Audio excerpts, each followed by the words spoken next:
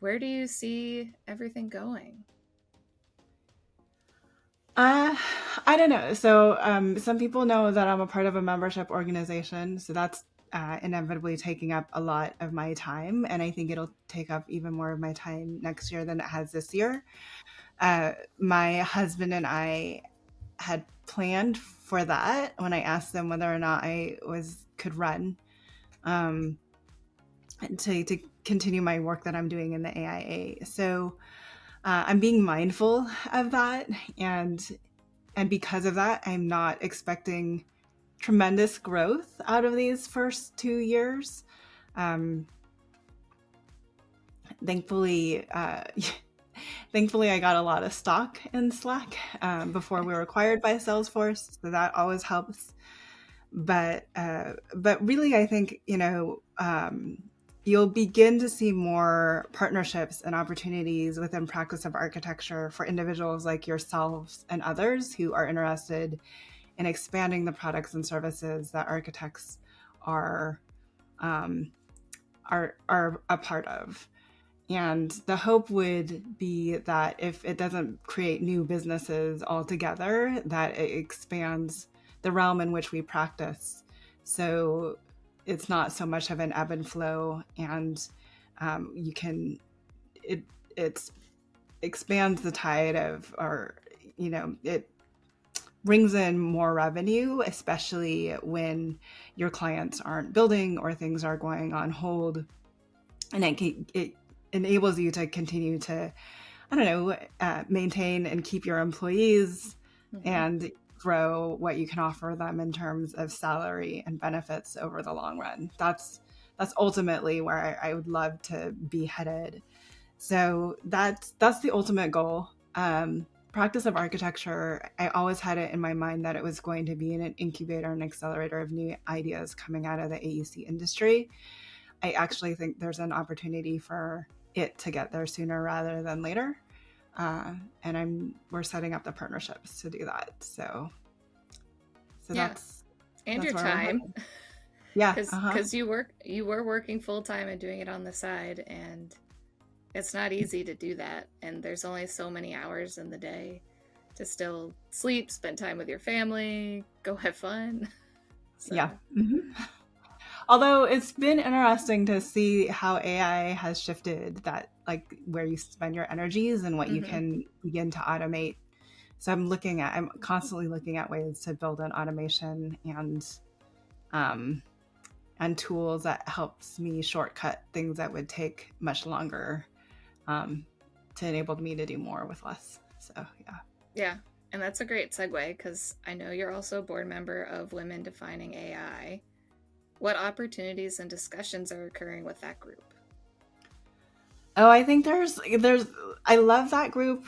That group is my primary connection back to the tech world. I felt like one of my I feel like we create an identity for ourselves as we go through our careers, and one of my biggest struggles with leaving Slack and Salesforce was leaving my foot in tech and not having that firsthand experience anymore. But I feel like I'm getting that through Women Defining AI. We have executive team members in there from some of the leading tech firms in the Bay Area, but also honestly globally. And it's exciting to see who is in there. And we're spinning up a number of different thought pieces. So the first quarter, it was focused on law and a little bit of ethics in technology. I'm spinning up one that's going to be coming out in July, focused on business operations, as you might Naturally. imagine. Yes. We have another one to focus it on education and what it does to education, learning, and development. I think there's another one that's being spun up in how healthcare is beginning to use these type of technologies. So high level discussion forums. We also have launched and I'm looking at with their permission, but also borrowing some of what they've done, doing this in practice of architecture and the community is they have this group. that talks about just like helping people understand the basic definition of AI and wrapping their head around different LLMs and how to use that and how to build a chatbot and etc. So you can think about, how would I take this new technology and apply it to my everyday work? Begin to think about how to integrate it in. I think that's really important, because I feel like so many of us in architecture are waiting for that new tool that takes over AutoCAD or something, or AutoCAD to come up with that new tool that blows us all out of the water. But in the meantime, there's just ways to begin to think about using AI for so many different other things. And so just getting a basic understanding of that so you can do that. And so we run cohorts of that in the Women Defining AI group itself. So a lot of things, the basic mission and vision of that group, though, is to close the gap, the gender gap, between women and men in tech. That gender gap is as big as architecture, especially when it comes to leaders in that space. So we see AI and its integration as so nascent that there's an opportunity for women to lead and be leaders in these various different areas. So that's ultimately what we're trying to do with Women Defining AI. Yeah. No, and I find a lot of people misunderstand AI, or people just think of ChatGPT and that's it. But there's so many other opportunities, and I love seeing all the different like iteration tools, how we can iterate faster, because when you're just trying to come up with options, it can take a lot of time just to iterate. But if I could iterate a bunch of options in 20 minutes and give it some factors to pick and choose how I pick the top ones, then I can get somewhere a lot quicker with the client. I didn't need to spend a week iterating on something that they're going to hate most of it anyway. And it's not like, but I also feel on the architecture side, if they don't think it's ChatGPT and that's it, then they're on the full other side and they think like it's going to take over and architects aren't going to have a job because now it can just render and do anything for you. And what would you say to kind of those extremes within our profession on how they view AI? Wow. I mean, It's a lot. we can do a whole podcast you can do a whole episode on this. We actually, I actually just recently, I think episode 151 of Practice Disrupted, just interviewed the co-founders of Women Defining AI, and we framed this question in multiple different ways. The interesting thing, and I post a lot about this on LinkedIn too, is, a lot of architects talk about AI in the context of our move from hand drafting to CAD, and then CAD to Revit, and Revit to AI. And my response to that is the move from CAD, like all of that, the hand drafting to CAD to Revit, was all contained within the AEC space, right? AI is something that is affecting every level, every industry, across multiple sectors. So it's a little bit harder for us to kind of avoid some adoption, and it's already happening on our phones in apps that we are probably unaware of. So yeah. So you're already in it, whether you like it or not.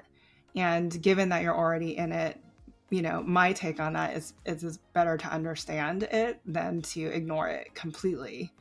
And that all of these things have always ever been a tool for us to create. So if we think about it as a tool for us to do something better, I think there's just a better mindset to approach it with. And if it does take over, for instance, construction documents, there is a real value opportunity there for AI to shift where we spend a lot of our time, and also get paid more for where we bring the biggest amount of value to our clients on our projects. So for me, AI is nothing but opportunity, but you have to understand it before you write it off completely.